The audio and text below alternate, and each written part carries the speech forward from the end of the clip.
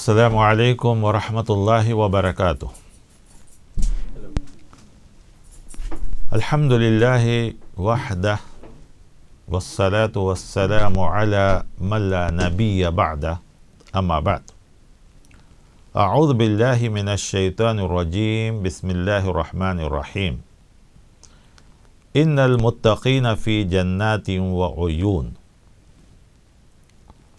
صدق اللہ۔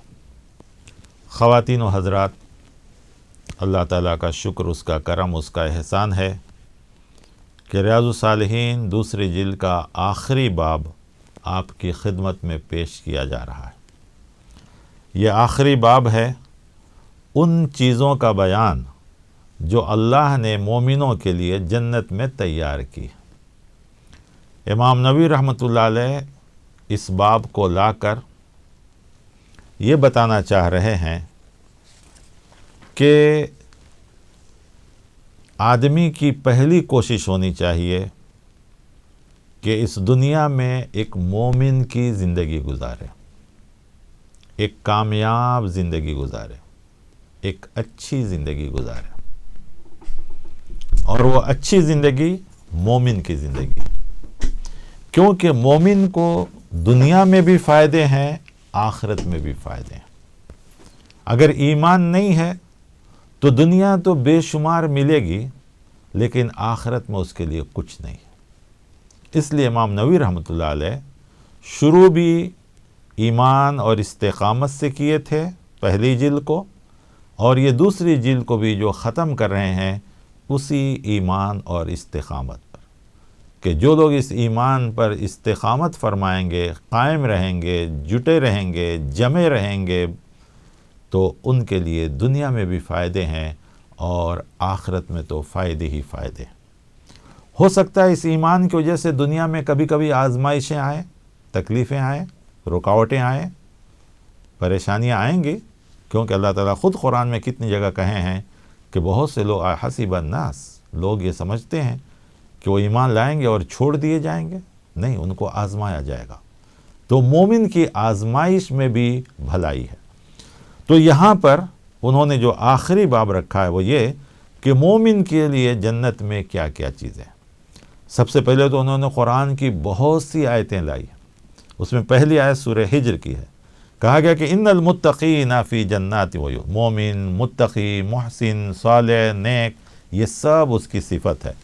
کہا گیا کہ پرہیزگار لوگ باغات اور چشموں میں ہوں گے، اس میں جو داخل ہوں گے تو امن و سلامتی کے ساتھ داخل ہوں گے، ان کے دل میں جو کچھ بغض، کینہ ہوگا سب نکال دیا جائے گا، اور اس میں ان کو کوئی تھکاوٹ نہیں ہوگی، نہ وہاں سے وہ کبھی نکالے جائیں گے، بلکہ ہمیشہ اسی جنت میں ہوں گے۔ دوسری آیت میں کہا گیا جو سورۃ الدخان کی ہے، ان المتقین فی مقام امین، کہ یہ میرا متقی بندے، پرہیزگار بندے، مومن بندے امن کی جگہ میں ہوں گے۔ فی جنات وعیون، باغات اور چشمے۔ اکثر قرآن میں جنت کی نہریں، باغات، ان سب چیزوں، کیوں کہ یہ وہ جگہ ہیں کہ آدمی دیکھتے ہی اپنا سارا ٹینشن، ساری پریشانی، سب کچھ بھول جاتا ہے۔ ہریالی، باغات، پانی، یہ انسان کو اتنا پسندیدہ ہے کہ کیسا ہو بھی انسان ہو، کتنا ہو بھی پریشانی اور میں ہو، یہ سب چیزیں اس کو ریلیکس پیدا کرتی ہیں۔ تو ایک مومن جب ان سب چیزوں کو دیکھے گا، دنیا کی ظاہری چیزوں کو ہی دیکھتا ہے تو انسان اتنا سکون، راحت محسوس کرتا ہے، تو پھر جنت کی جو ہمیشہ کی چیزیں ہیں اس کو دیکھے گا تو کیا ہوگا۔ اسی لیے وہاں کے لباس، وہاں کے کھانے، وہاں کی ساری چیزوں کا قرآن کریم نے ذکر کیا۔ تو پہلی آیت میں کہا جنات وعیون، یہاں کہا فی مقام امین، فی جنات وعیون۔ تیسری سورت مطففین میں کہا ان الابرار لفی نعیم، کہ میرے نیک بندے ان کی ایسی نعمتوں میں ہوں گے، علی الارائک ینظرون، کہ تختوں پر بیٹھے ہوئے دیکھ رہے ہوں گے، تعرف فی وجوہہم نظرۃ النعیم، ان کے چہروں میں راحت، آرام، رونق، تر و تازگی، خوشی، مسرت، سب کچھ ہوگی۔ یسقون من رحیق مختوم، وہ ایسے سیل کیے ہوئے خالص پینے کی چیز ان کو دی جائے گی جو سیل کیا ہوا ہوگا، ایک دم پیک۔ دنیا کی کوئی بھی چیز ہم دیکھتے ہیں پیک ہے، سیل مضبوط ہے، ISI کا ٹریڈ مارک لگا ہوا ہے کہ فوڈ کارپوریشن کا ٹریڈ، تو ہم کو یقین ہو جاتا ہے۔ کہا گیا جنت میں بھی آپ کو اسی طریقے سے سیل لگا ہوا خالص پاک چیزیں آپ کو ملیں گی۔ تو یہ سب آیتیں امام نووی رحمۃ اللہ علیہ قرآن کریم کے لانے کے بعد اس کے بعد احادیث لاتے ہیں اور کہتے ہیں والآیات فی الباب کثیرۃ معلومہ، اس باب میں بہت سی آیتیں، جنت کی نعمتیں تو قرآن میں اتنی بھری ہوئی ہیں، اللہ اکبر۔ حضرت عثمان رضی اللہ تعالیٰ عنہ کو جب 40 دن تک ظالموں نے، باغیوں نے روکا تھا اور کھانا پانی نہیں بھیجتے تھے، تو ان سے پوچھا گیا کہ کیسے وقت گزارتے ہیں، تو وہ کہتے تھے میں جنت کی آیتوں کی تلاوت کرتا ہوں، میری بھوک اور پیاس مٹ جاتی ہے۔ تو ایک مومن کو اتنا یقین ہونا چاہیے کہ ان آیتوں کو پڑھے تو معلوم ہو کہ ہاں ہمیں ملنے والا ہے، آج نہیں کل ہم کو یہ سب چیزیں مل کر رہیں گی۔ ایک صحابی جنگ بدر میں آ کر پوچھے اللہ کے رسول جنت کتنی دور ہے؟ تو انہوں نے کہا بس ادھر سے ادھر جانے کا نام، یعنی تم اگر شہید ہو گئے تو سمجھو جنت۔ کھجور کھا رہے تھے، انہوں نے چھوڑ دیا، کہا وہیں جا کے کھائیں گے۔ اتنا یقین ہونا چاہیے جنت کی نعمتوں پر۔ تو آئیے سب سے پہلی حدیث جس کے راوی حضرت جابر رضی اللہ تعالیٰ عنہ روایت کرتے ہیں، کہتے ہیں قال رسول اللہ صلی اللہ علیہ وسلم یاکل اہل الجنت فیہا ویشربون ولا یتغوطون ولا یمتخطون ولا یبولون ولكن طعامه ذلك جشاء كرشح المسك يلهمون التسبیح والتکبیر کما یلہمون النفس، کہ جنتی جنت میں کھائیں گے پیئیں گے لیکن انہیں کوئی ایسی عادت نہیں ہوگی جو کھانے پینے کے بعد یہ غذا انسان کے جسم سے نکلتی ہے، جیسے تھوک، بلغم، ناک کی غلاظت، پیشاب پائخانے کی غلاظت، ایسی کوئی چیز نہیں ہوگی۔ سب کچھ وہ کھائیں گے پیئیں گے اور ان سے ایک ڈکار آئے گا، وہ ہضم ہو جائے گا، اور وہ ڈکار بھی بدبودار نہیں ہوگی بلکہ مشک کی طرح خوشبودار ہوگی۔ اللہ، یہ پہلی چیز ہے کہ آدمی کو ان سب چیزوں کی ضرورت ہی بھی نہیں پڑے گی۔ اسی طرح حضرت ابو ہریرہ رضی اللہ تعالیٰ عنہ راوی ہیں، وہ کہتے ہیں کہ اللہ کے رسول صلی اللہ علیہ وسلم فرماتے ہیں قال اللہ تعالی، اللہ تعالیٰ کہتے ہیں، یعنی حدیث قدسی ہے، اعددت لعبادی الصالحین ما لا عین رأت، میں نے اپنے نیک بندوں کے لیے ایسی چیزیں تیار کی ہیں جسے آج تک کسی آنکھ نے دیکھا نہیں، ولا اذن سمعت، بیان کیا جائے تو کوئی کان سنا نہیں، ولا خطر علی قلب بشر، کوئی آدمی سوچنا چاہے، امیجن کرنا بولتے نہیں، تصور کرو کہ ایسا رہے گا، تصور بھی نہیں کر سکتا۔ جیسا وہ سوچے گا اس سے بھی بڑھ کر رہے گا۔ جیسے لوگ کہتے ہیں نا کہ فلاں جگہ ہم نے یہ چیز دیکھا، کیسا ہے معلوم؟ وہ فلاں کے جیسا ہے۔ تو یہ ایک تصور ہوتا ہے انسان کا، لیکن جنت کے بارے میں تصور بھی کرنا چاہے گا، تصور نہیں کر سکتا۔ جنت اس کی تصور سے بھی 10 گنا زیادہ ہوگی۔ وَاقْرَؤُوا إِن شِئْتُمْ فَلَا تَعْلَمُ نَفْسٌ مَّا أُخْفِيَ لَهُم مِّن قُرَّةِ أَعْيُنٍ جَزَاءً بِمَا كَانُوا يَعْمَلُونَ۔ اس کے بعد آپ صلی اللہ علیہ وسلم نے یہ آیت تلاوت کی اور کہا کہ یہ آیت پڑھ لو کہ کوئی نفس نہیں جانتا کہ ان کے عملوں کے بدلے میں ان کی آنکھوں کی ٹھنڈک کے لیے کیا کیا اللہ رکھا ہے، کیا کیا اللہ تعالیٰ چھپا کے رکھا ہے جنت میں اپنی نعمت، کوئی آنکھ، کوئی انسان اس کو نہیں جان سکتا، کوئی نفس نہیں جان سکتا۔ تو اتنی زیادہ نعمتیں اللہ تعالیٰ نے آخرت میں اپنے بندوں کے لیے رکھا ہے۔ اگر اس کی صحیح حقیقت بیان کی جائے تو بہت سے لوگ پریشان ہو جائیں گے کہ اللہ کی کیسی کیسی نعمتیں۔ اسی حضرت ابو ہریرہ رضی اللہ عنہ سے دوسری روایت ہے جس میں کہا گیا ہے کہ جنت میں داخل ہوگا تو ان کے چہرے اس طرح چمکتے ہوں گے جیسے 14ویں رات کا چاند ہو، 14th نائٹ بولتے ہیں نا، فل مون، جس طرح وہ چمکتا ہے ویسا جنتی کے چہرے چمکتے ہوئے ہوں گے۔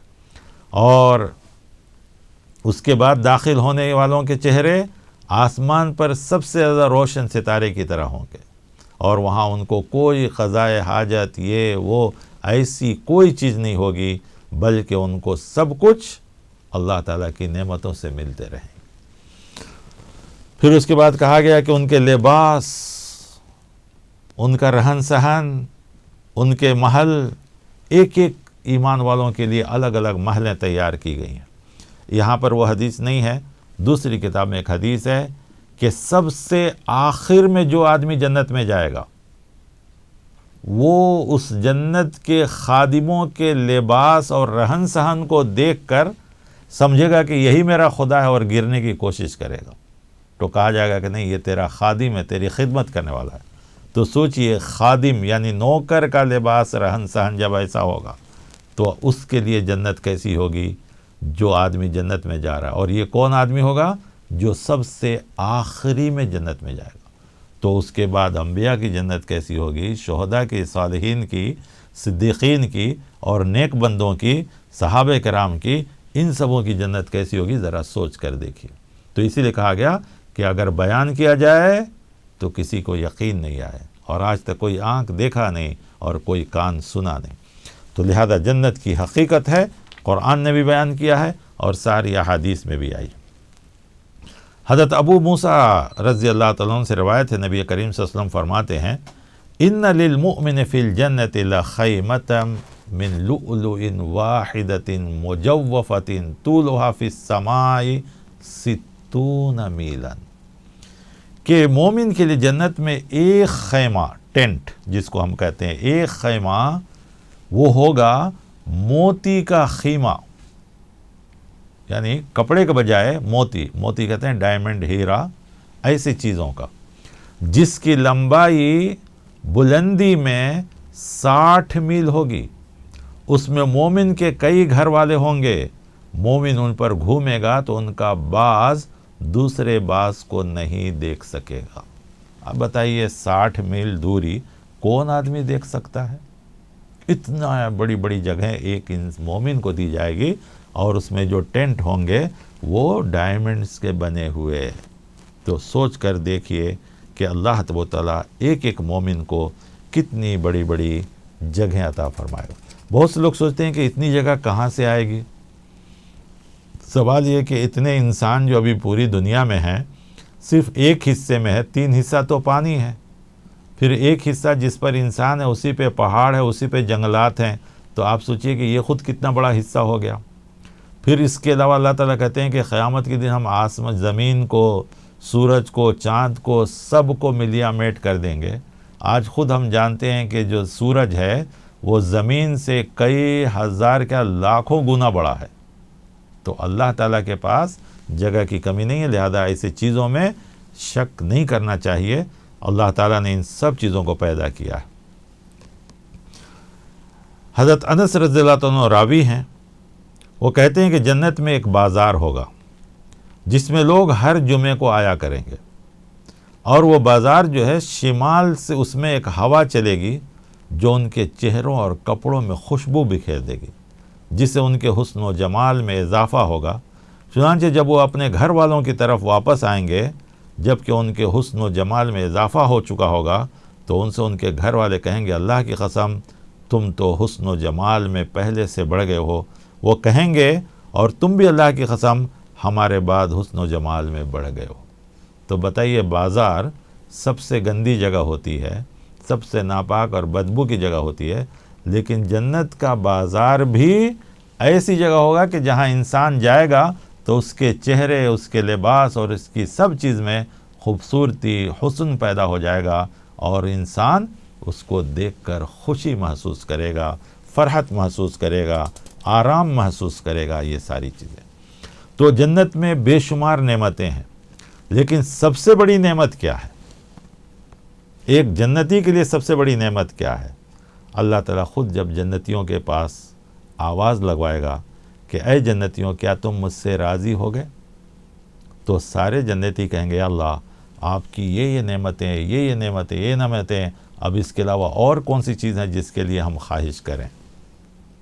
تو اللہ تعالیٰ اس کے بعد کہے گا تمہیں ایک اور نعمت ملنے والی ہے. تو سب کہیں گے وہ کون سی نعمت ہے؟ اللہ کا دیدار. اور وہی سب سے بڑی نعمت، اللہ کا دیدار. تو اللہ تعالیٰ اس کے بعد اپنا جلوہ ظاہر کرے گا تو سارے جنتی اس کے بعد دیکھیں گے، اور اللہ تعالیٰ کہے گا اب تم ہمیشہ ہمیشہ کے لیے میں تم سے راضی ہوں، اور ہمیشہ ہمیشہ کے لیے تمہارے پاس جنت ہے. تو گویا کہ قرآن میں جو بار بار آیا خالدین فیہا ابدا، کہ اس میں ہمیشہ ہمیشہ رہیں گے، یہی سب سے بڑی اللہ کی نعمت ہوگی کہ اللہ راضی ہو جائے گا اور اپنا دیدار کرائے گا، اور اس کے بعد کہہ دے گا کہ اب تم ہمیشہ ہمیشہ جنت میں رہو. یہی جنت کی سب سے بڑی نعمت ہوگی اور سب سے بڑا دیدار جو رب کا دیدار ہو. بخاری شریف کے اندر بھی تفصیل سے حدیث آئی ہے. اللہ تعالی ہمیں بھی ایمان والوں میں شامل کرے اور جنت میں اپنے رب کا دیدار کرنے کی توفیق عطا فرمائے. اللہ تعالی ہمارے عملوں کو نہ دیکھ کر اپنی رحمت کی بدولت، اپنی مغفرت کی بدولت، اللہ ہمارے گناہوں کو نہ دیکھے، اپنی مغفرت کی بدولت عطا فرمائے. ہمارے عملوں کو نہ دیکھے، اپنی رحمت کی بدولت عطا فرمائے. اے اللہ جیسا بندہ آپ پسند کرتے ہیں ویسا بندہ بننے کی توفیق عطا فرمائیے. پیارے نبی صلی اللہ علیہ وسلم جیسا امتی چاہتے ہیں ویسا امتی بننے کی توفیق عطا فرمائیے. آپ صلی اللہ علیہ وسلم کے قیامت کے دن جو شفاعت ہوگی اس کا حقدار ہم سب کو بنائیے. اے اللہ ہم نے اس کتاب کو جتنا ہو سکا ہے اپنے علم کے مطابق بیان کرنے کی کوشش کی ہے. کہ اللہ اگر کہیں غلطی ہو گئی ہو، کچھ چھوٹ گیا ہو، کچھ تسامح ہو گئی ہو تو اللہ اسے معاف فرمائیے. اے اللہ اس پورے ریکارڈنگ میں جتنی بھی اچھی باتیں ہیں اے اللہ محض آپ کے فضل سے ہیں. اے اللہ اسے قبولیت کا درجہ عطا فرمائیے. یہ پورے ٹیم کو، اسٹوڈیو اسلام کو، ریکارڈنگ کرنے والے سارے لوگوں کو بھی. اے اللہ اگر کچھ غلطی ہو گئی ہے تو وہ میرے نفس کی طرف سے ہے. اے اللہ مجھے معاف فرمائیے، کیونکہ میں بھی میرے نفس پر مالک نہیں ہوں، میرے نفس کے مالک آپ ہیں. اے اللہ نفس کے شر سے، نفس کے بہکاوے سے، سبقت لسانی سے، یا بولنے میں کچھ الفاظ کی ہیرا پھیری ہو گئی ہو. میری نیت اچھی رہی ہوگی لیکن سننے والوں کو اگر کچھ غلط سمجھ میں آیا ہو تو اللہ مجھے بھی معاف فرمائیے، اور غلط چیز پر عمل کرنے سے سننے والوں کو بھی معاف فرمائیے. اے اللہ ہم سب کو حق دکھلائیے، حق پر عمل کرنے کی توفیق عطا فرمائیے. باطل دکھلائیے، باطل سے بچنے کی توفیق عطا فرمائیے. اے اللہ یہ صاحب کتاب امام نووی رحمۃ اللہ علیہ نے شروع میں لکھا ہے کہ جو بندہ بھی اس کو پڑھے اور اس کو بیان کرے تو ان کی مغفرت کے لیے بھی دعا کرے. اے اللہ وہ تو بڑے نیک انسان تھے، اتنی کم عمر میں آپ نے ان سے اتنا بڑا کام لیا اور پوری دنیا میں آپ نے ان کا نام روشن کیا ہے. اے اللہ ان کی مغفرت کے لیے وہی کافی ہے. ہم اپنی مغفرت کے لیے بھی دعا کرتے ہیں کہ اللہ ہمیں بھی جس طرح انہوں نے اس کتاب کو ثواب جاریہ کے لیے رکھا ہے، ہم نے بھی اس کو ریکارڈنگ کیا ثواب جاریہ کے لیے. اے اللہ لوگوں کو اسے سننے اور ہم سب کے حق میں ثواب کی توفیق عطا فرمائیے، صدقہ جاریہ بنائیے. علم ینتفع بہ، جو لوگ بھی اسے فائدہ اٹھائیں ان کو حق پر عمل کرنے کی توفیق عطا فرمائیے. اے اللہ میری ان ٹوٹی پھوٹی دعاؤں کو پوری ٹیم کے حق میں، اسٹوڈیو اسلام جو ریکارڈ کرتے ہیں ان کے سب کے حق میں اللہ تعالیٰ قبول فرمائیے. سننے والوں کو بھی مغفرت فرمائیے، ہم سب کی مغفرت فرمائیے. آمین. وصلی اللہ تعالی علی خیر خلقہ محمد وعلی آلہ وصحبہ اجمعین برحمتک یا ارحم الراحمین. والسلام علیکم ورحمۃ اللہ وبرکاتہ.